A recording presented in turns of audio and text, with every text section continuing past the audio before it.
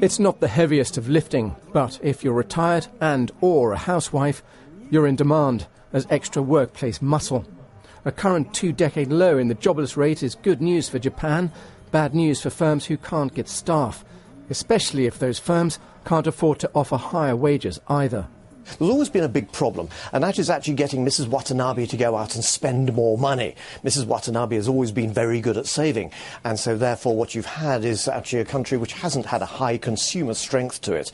Also, you've had wage issues being managed by companies, and so therefore actually with low levels of inflation, low levels of wage rises, there hasn't been that level of demand. The ratio of companies complaining of labour shortages at a 25-year high, according to the latest Tankan survey. Different companies taking different steps to deal with it. McDonald's is targeting housewives, but at the same time scaling back on its 24-hour operations.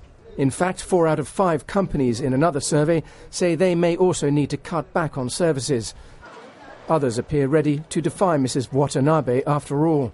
Delivery company Yamato is one to have raised prices by 15%. In its case, the first such rise in nearly 3 decades, to spend more on staff. Even so, a country known for orthodox work practices may need even more unorthodox thinking on one particular front.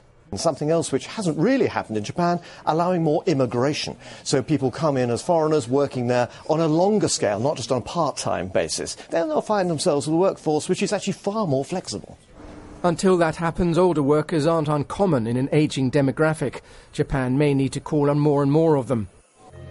Though that's unlikely to be a problem for a retired population that still appears flexible and willing enough to keep an economy in shape.